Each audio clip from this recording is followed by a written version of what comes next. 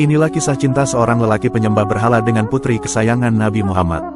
Dikisahkan, dahulu putri Nabi Muhammad yang bernama Zainab pernah mengalami cinta beda agama dengan seorang lelaki kafir Quraisy. Lika-liku perjalanan cinta mereka berdua ini lantas membuat Nabi Muhammad terkagum. Zainab adalah putri tertua dari Nabi Muhammad dan Siti Khadijah.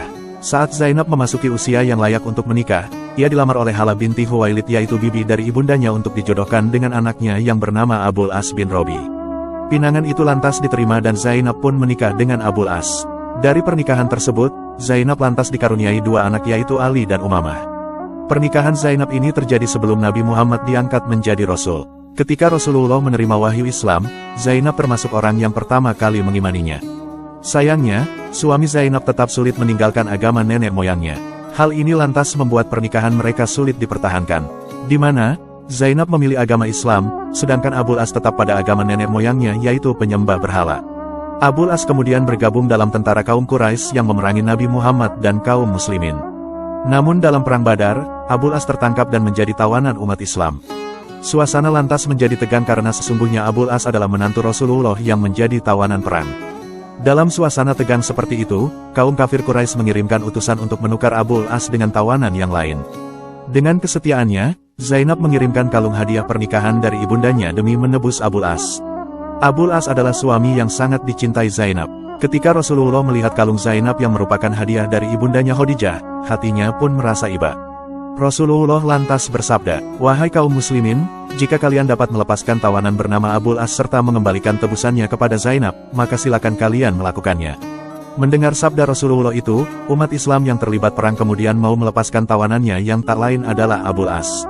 Suami Zainab itu pun lantas dilepaskan dan tebusan dikembalikan. Saat dilepaskan, Rasulullah memberi syarat kepada Abul As. Syaratnya, jika dilepaskan, maka Abul As harus mau bercerai dengan Zainab. Akan tetapi, ia boleh bersama Zainab apabila ia mau memeluk Islam. Sayangnya, Abul As tetap memegang teguh agama nenek moyangnya yaitu penyembah berhala. Setelah dilepas, Abul As lantas kembali ke Makkah. Ia merelakan Zainab untuk dikembalikan kepada ayahnya yaitu Rasulullah di Madinah. Ia lantas diantar oleh Kinanah bin Robi yang merupakan saudara kandung Abul As. Di tengah perjalanan, mereka dihadang oleh kaum kafir Quraisy yang dipimpin oleh Hubar bin Aswad dan Nafi ibnu Abdul Qais. Hubar tiba-tiba mendorong Zainab hingga terjatuh dari untanya. Padahal, saat itu Zainab sedang hamil, hingga ia mengalami pendarahan dan gugur kandungannya. Zainab kemudian resmi berpisah dari suaminya. Abul As sendiri tinggal di Makkah, sedangkan Zainab tinggal di Madinah.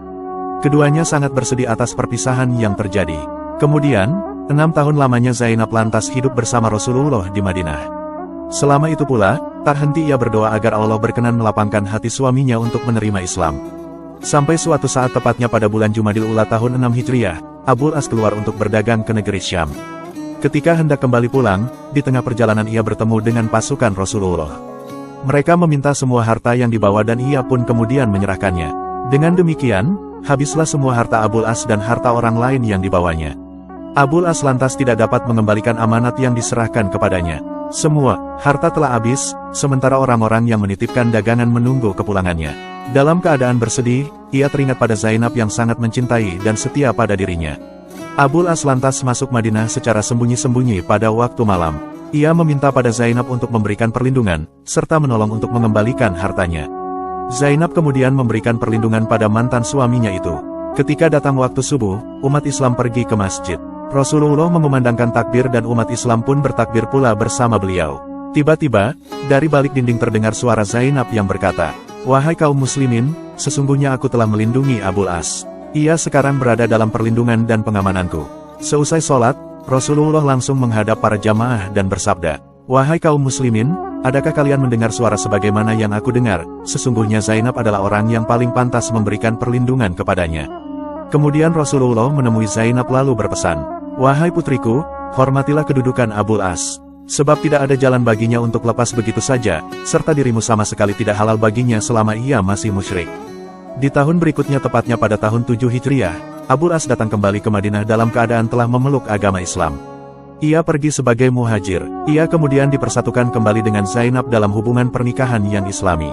Melihat kesetiaan itu, Rasulullah sangat kagum dengan Zainab yang setia pada suaminya meski telah lama berpisah, serta telah memutuskan syahwat terhadapnya demi memenuhi perintah Allah.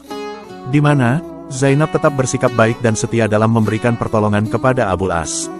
Mereka berdua kemudian hidup bahagia dengan tali cinta kasih yang kuat hingga akhir hayatnya. Sungguh Zainab adalah sosok wanita yang memiliki keteladanan yang indah, yakni kesetiaan seorang istri pada suami, ketulusan cinta dan keteguhan iman. Semoga kita semua bisa meniru akhlak mulia Siti Zainab ini, amin.